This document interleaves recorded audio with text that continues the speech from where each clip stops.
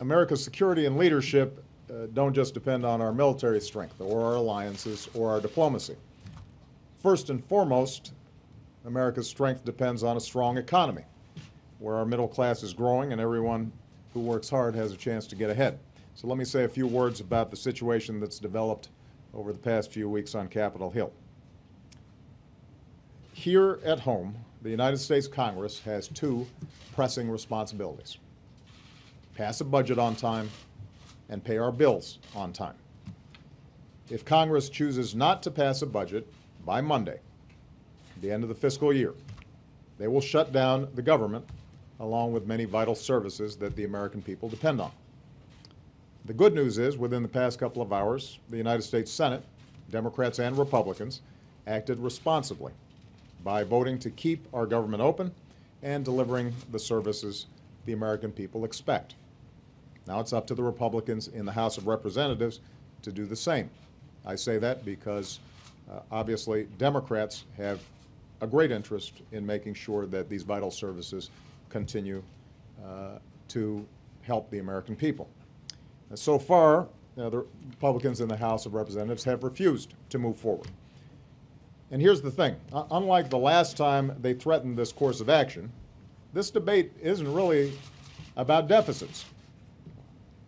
In fact, our deficits are falling at the fastest pace that they have in 60 years. By the end of this year, we will have cut our deficits by more than half since I took office. So that's not what this is about. And in fact, if you've been following the discussion, the Republicans in the House don't even make a pretense that that's what this is about. Instead, the House Republicans are so concerned with appeasing the Tea Party that they've threatened a government shutdown or worse unless I gut or repeal the Affordable Care Act. I said this yesterday, let me repeat it. That's not going to happen. More than 100 million Americans currently already have new benefits and protections under the law. On Tuesday, about 40 million more Americans will be able to finally buy quality, affordable health care, just like anybody else.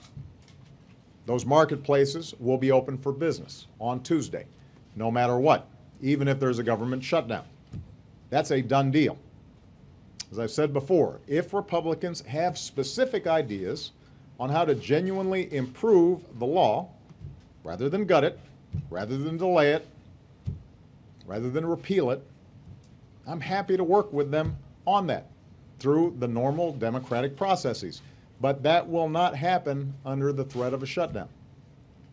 So over the next 3 days, House Republicans will have to decide whether to join the Senate and keep the government open or shut it down because they can't get their way on an issue that has nothing to do with the deficit. I realize that a lot of what's taking place right now is political grandstanding, but this grandstanding has real effects on real people. If the government shuts down on Tuesday, military personnel, including those risking their lives overseas for us right now, will not get paid on time.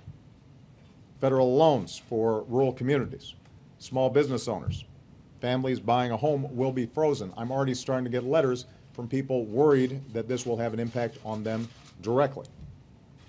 Critical research into life-saving discoveries will be immediately halted. The federal government has a large role across the country and touches the lives of millions of people, and those people will be harmed. And even the threat of a shutdown already is probably having a dampening effect on our economy. We saw that the last time these kinds of shenanigans were happening up on Capitol Hill. So to any Republican in Congress who's currently watching, I'd encourage you to think about who you're hurting.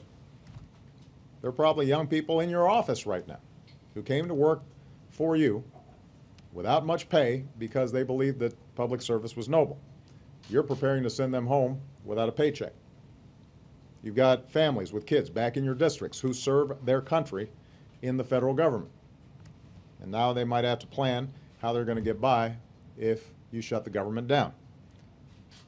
Past shutdowns have disrupted the economy, and this shutdown would as well. It would throw a wrench into the gears of our economy at a time when those gears have gained some traction. And that's why many Republican senators and many Republican governors have urged Republicans to knock it off, pass a budget, and move on. Let's get this done.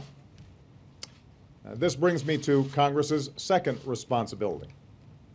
Once they vote to keep the government open, they also have to vote within the next couple of weeks to allow the Treasury to pay the bills for the money that Congress has already spent.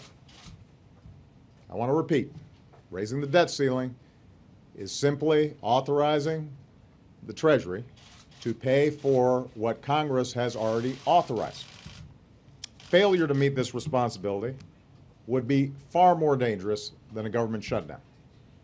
It would effectively be an economic shutdown with impacts not just here, but around the world. We don't fully understand what might happen, the dangers involved, because no Congress has ever actually threatened default. But we know it would have a profound destabilizing effect on the entire economy, on the world economy, because America is the bedrock of world investment. The dollar is the reserve currency. The debt that is issued by the Treasury is the foundation for our capital markets. That's why you don't fool with it. Now, some Republicans have suggested that unless I agree to an even longer list of demands, not just gutting the health care law, but cutting taxes for millionaires or rolling back rules on big banks and polluters or other pet projects that they'd like to see, and they've been trying to get passed over the last couple of years, that they would push the button, throw America into default for the first time in history, and risk throwing us back into a recession. Now, I am willing to work with anybody who wants to have a serious conversation about our fiscal future. I've demonstrated that by putting forward serious reforms to tax and entitlement programs that would bring down our long-term deficits. I have said in the past, and I will continue to say, that I'm willing to make a whole bunch of tough decisions, ones that may not be entirely welcomed by my own party. But we're not going to do this under the threat of blowing up the entire economy. I will not negotiate over Congress's responsibility to pay the bills that have already been racked up. Voting for the Treasury to pay America's bills is not a concession to me. That's not doing me a favor.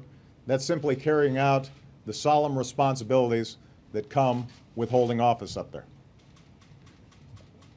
I don't know how I can be more clear about this.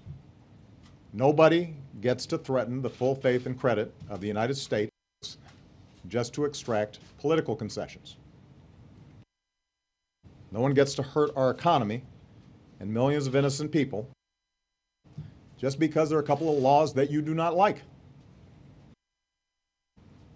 It has not been done in the past.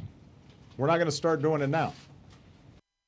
I'm not going to start setting a precedent, not just for me, but for future presidents, where one chamber in Congress can basically say each time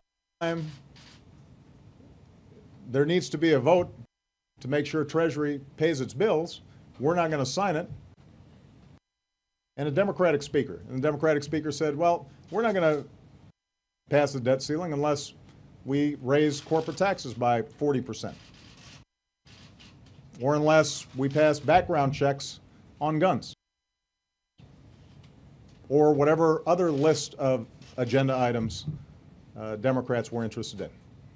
Does anybody actually think that we would be hearing from Republicans that that was acceptable behavior? That's not how our constitutional system is designed. We are not going to do it. The American people have worked too hard to recover from a bunch of crises several of them now over the last couple of years inflicted by some of the same folks in Congress that we're talking about now, to see extremists in Congress cause another crisis. And keep in mind, by the way, this whole thing has to do with keeping the government open for a few months. The continuing resolution, the bill that's designed to avert a government shutdown, basically just funds the government for another couple months, so we could be doing this all over again. I'm sure the American people are thrilled about that. And that's why we've got to break this cycle. My message to Congress is this: do not shut down the government, do not shut down the economy, pass a budget on time, pay our bills on time. Refocus on the everyday concerns of the American people. There will be differences between Democrats and Republicans. We can have all kinds of conversations about how to resolve those differences. There'll be areas where we can work together. There'll be areas where we disagree. But do not threaten to burn the house down simply because you haven't gotten 100% of your way. That's not how our democracy is supposed to work. Every day that this goes on is another day that we're not focused on doing what we need to be focused on, which is rebuilding this great country of ours so that our middle class is growing and everybody's got opportunity if they're willing to work hard. That's what I'm focused on. That's what Congress should be focused on as well. All right. Thank you very much, everybody.